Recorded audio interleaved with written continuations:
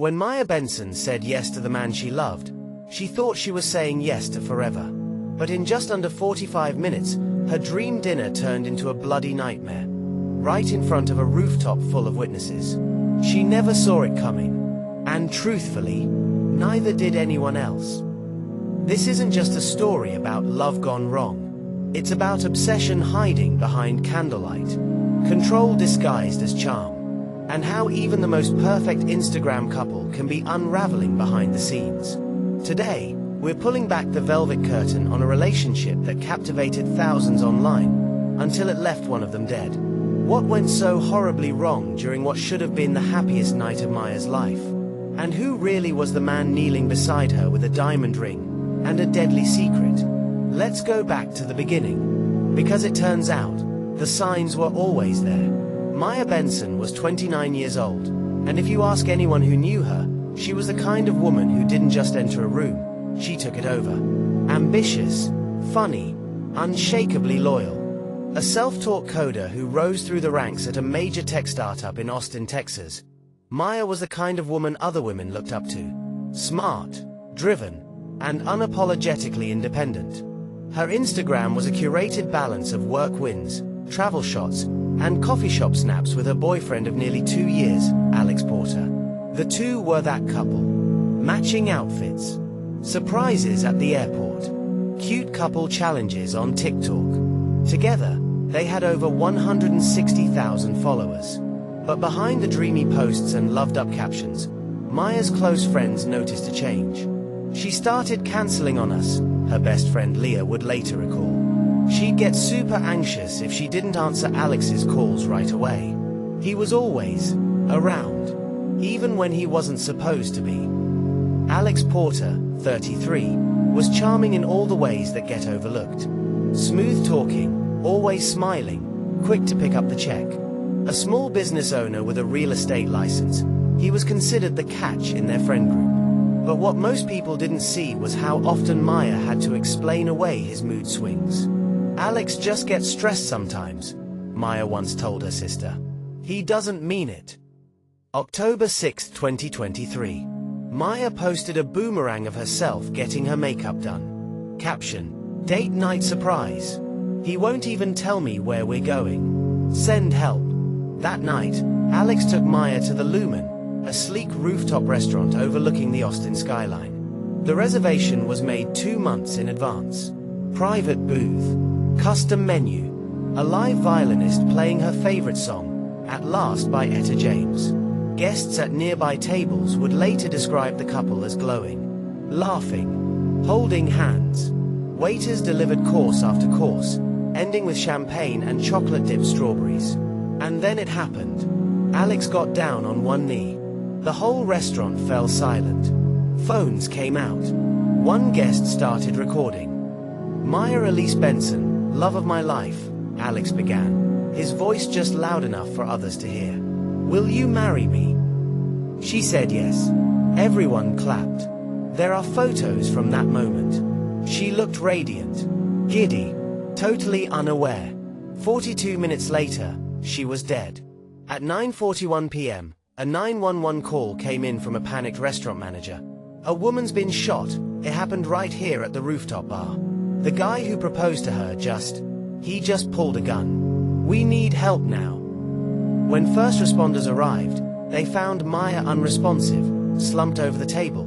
A single gunshot wound to her chest. Blood soaked through her dress. Guests were screaming. Someone was giving CPR. Her engagement ring was still on her finger. Alex. He was gone. Witnesses said he didn't even run. He just walked out, calmly, like nothing had happened. A citywide manhunt was launched by 11 p.m. Photos of Alex Porter flooded local news and social media. Police visited his last known address, a one-bedroom condo downtown. Empty. His phone was off. His car, a black Tesla, was gone. The question gripping the city: why? Why would a man propose to his girlfriend only to murder her minutes later? And how had no one seen the cracks? The next morning, police visited Maya's family. Her sister, Camille, broke down upon hearing the news. I knew he was possessive, she told detectives. But I never thought he'd kill her. It turns out Maya had called Camille just a week before the dinner. She sounded nervous, unsure. He wants to move in together, she said. But I need time. I feel like I can't breathe. In her journal, later recovered from her apartment, Maya wrote, I'm scared of saying no to Alex. I've said it before and it didn't go well. He makes me feel like I owe him something. Like I'm lucky he picked me. But I don't feel safe when he's angry. I keep telling myself he'll change. There were no police reports. No restraining orders. Just subtle, quiet warnings that slipped through the cracks. Maya had become a master at making excuses. At hiding what she couldn't quite name. 2 days passed. Then 3. Tips flooded in. Someone spotted Alex near the border of New Mexico. Another claimed he bought a burner phone from a gas station. His Tesla was found abandoned outside a motel, but no surveillance footage caught where he went next. On day 5, a woman came forward. Her name was Olivia Hughes, and she said she had once dated Alex Porter. Briefly, intensely. He love-bombed me, she told detectives. Then got jealous if I so much as texted a male co-worker. He'd show up at my house, uninvited. I ended it after 3 months, and he made me feel like I betrayed him. She never filed a report. Just like Maya. Just like so many others.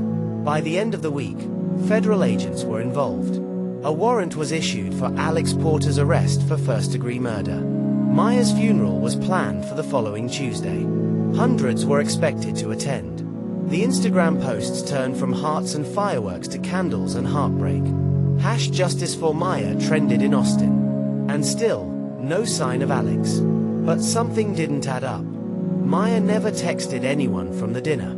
Her phone, still in her purse at the scene, showed a deleted thread between her and a private number.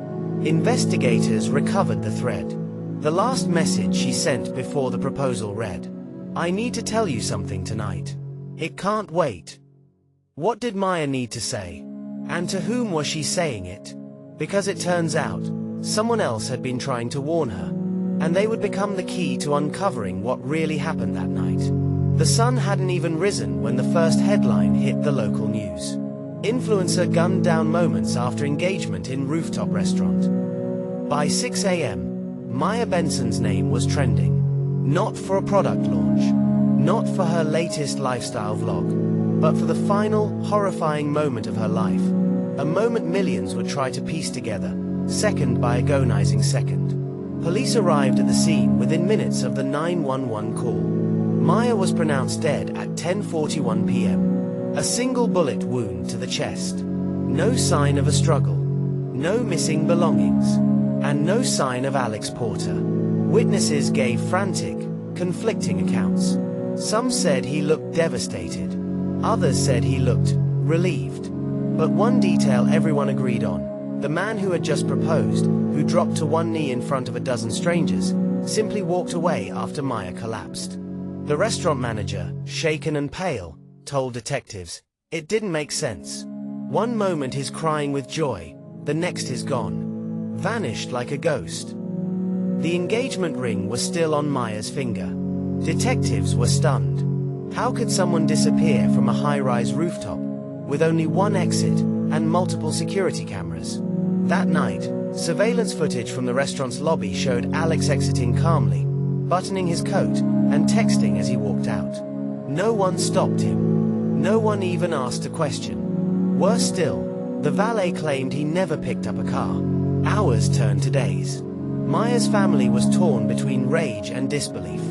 Her father, Paul Benson, a retired firefighter, couldn't understand how someone who had eaten dinner with them a dozen times could be capable of this. He was nice, Paul told reporters. Too nice.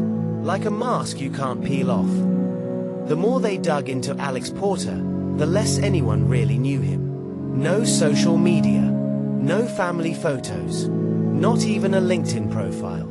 His Instagram had only 2 posts, one of Maya and one of his dog. Both from over a year ago. That was the first red flag.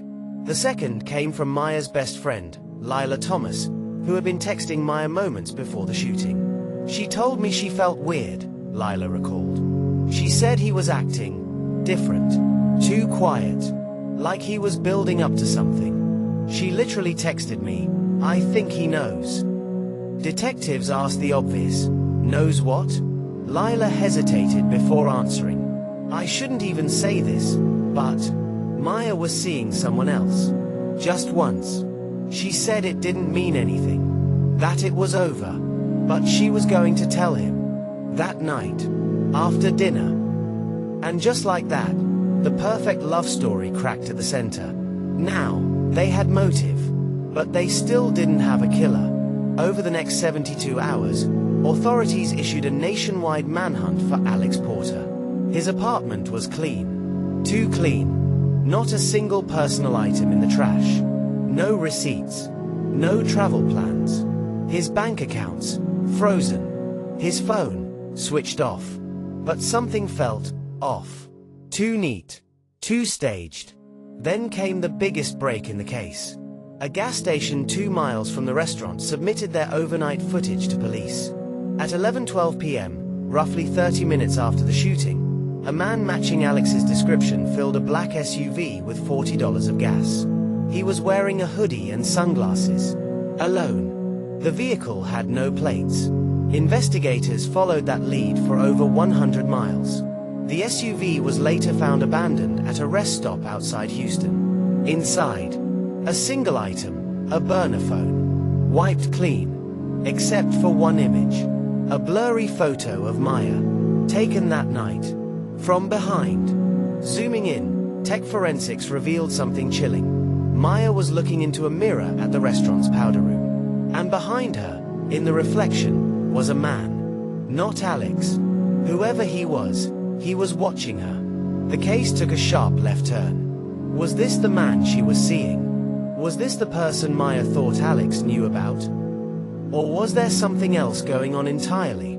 Detectives brought Lila in again. This time, they pressed harder.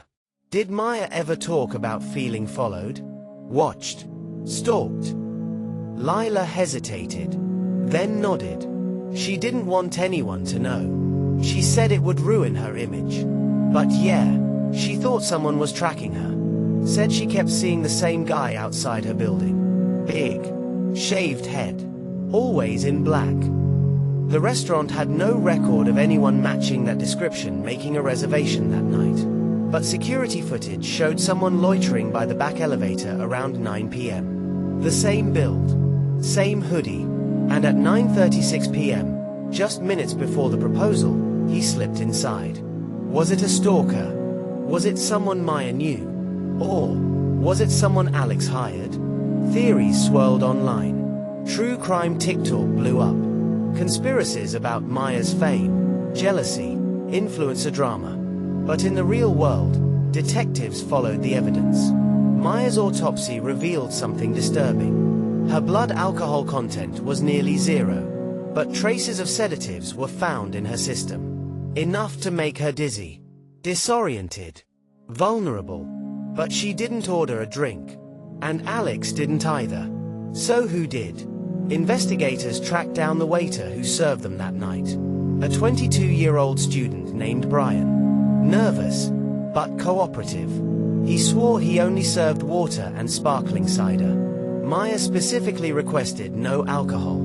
Then they asked him the key question. Did anyone else approach the table that night? Brian blinked. Yeah. Some guy.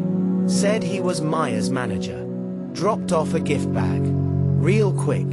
Black suit, black mask. Didn't say much. That gift bag, now logged as evidence, contained a small velvet box. Inside, diamond earrings, fake, and a card. It read, "Forever, either way." Chills ran down the detective's spines. Was it a threat? A twisted joke? A message only Maya or Alex could understand? At this point, nothing made sense. Everything was a contradiction. Why propose if you're planning to kill her? Why drug her if she was already meeting you willingly? Why walk away instead of making it look like a robbery or an accident? And why leave so many strange, calculated breadcrumbs. The only person who could make sense of it was missing: Alex Porter. Until, exactly 6 days after the murder, he walked into a police station in Flagstaff, Arizona. Alone. Blood on his sleeve. A suitcase in his hand. "I want to tell you what happened," he said. But not all of it. It was supposed to be the happiest night of her life. A proposal at her favorite restaurant. A ring that sparkled brighter than the chandelier above their table. A promise of forever, shattered in a single, deafening gunshot. But what if I told you the man who asked for her hand never actually planned to keep her in his life, alive? Alex Torres, the man the world saw crying in a mugshot just hours after murdering his fiancé, remained silent for nearly 5 days in holding. Police were stunned. There was no confession, no outburst, no denial, just silence. He stared at the wall like something inside him had shut off. Like the same switch that allowed him to shoot the woman he just proposed to hadn't been turned back on. Detectives combed through his house, his car, his locker at the gym, and even his mother's home. And what they found wasn't just incriminating. It was chilling. In his desk drawer, a folder labeled exit plan. Inside, maps, printed receipts, 2 burner phones, and, this is where it gets twisted, photos of Emily. Sleeping, shopping, walking to work. Dozens of photos. Dated. Logged. Like he was documenting her every move. This wasn't love. This wasn't even obsession. It was surveillance. Remember that burner phone detectives found? They ran it through forensic software and found deleted messages. Hundreds of them, from an unknown contact saved as Rose. Detectives assumed Rose was a woman. A jealous ex, maybe, or a secret mistress. But when the messages were decrypted from Alex's cloud backup, the horror doubled. Rose wasn't a woman. Rose was a man named Victor Hughes, a former private investigator turned digital fixer. Someone Alex had paid $15,000 in cryptocurrency to erase his past. What did that mean? Well, Victor had already started the job.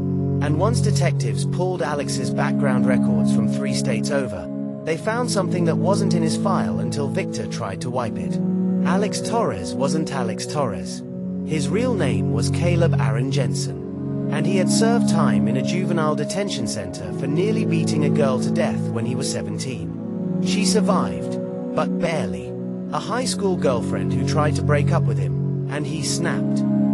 That juvenile record had been sealed. But now it was wide open. And suddenly, a pattern of manipulation, violence, and control came to the surface. As the investigation continued, Emily's sister, Claire, found a worn leather-bound journal tucked away in a locked box at Emily's apartment. Inside were months of entries. At first, sweet. Poems. Goals. Memories of her and Alex's early dates.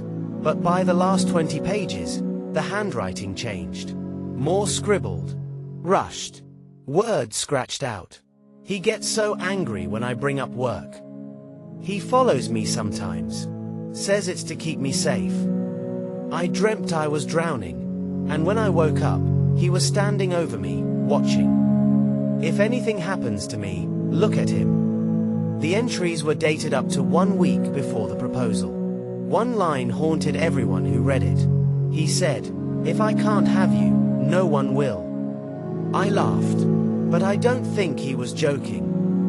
Finally, after almost 2 weeks of silence, Alex, now identified as Caleb, spoke. But it wasn't a remorseful breakdown. It wasn't even a denial. He simply said, "She wasn't supposed to scream." Detectives leaned in. "Excuse me." She was supposed to say yes, cry, hug me, but she screamed. That's not how it was supposed to go. That was it. He didn't apologize. He didn't elaborate. To him, Emily wasn't a person. She was part of a script. A life he was trying to manufacture, control, and delete when it didn't go his way. During the trial, prosecutors called for first-degree murder with special circumstances. But what stood out most wasn't the evidence. It was the testimonies. Emily's boss, her college roommate, the restaurant manager who watched the proposal. They all spoke of Emily's warmth, her brilliance, how she always carried extra hair ties for co-workers or bought snacks for her Uber drivers. But when Alex took the stand, against the advice of his attorney, he said something that made jaws drop. "I did what I had to do. She was going to leave."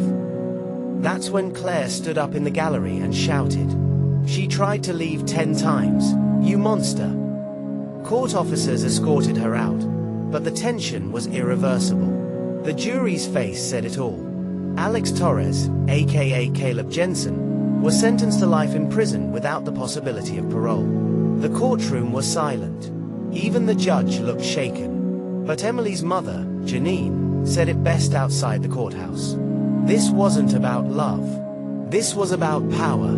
He didn't propose to make a future with her.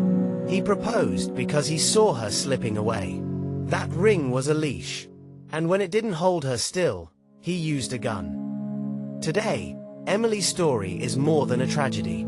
Her family has launched the Emily Sinclair Foundation, advocating for women in controlling relationships to recognize the signs before it's too late. They've partnered with restaurants and public venues to install silent panic alert systems for women in distress.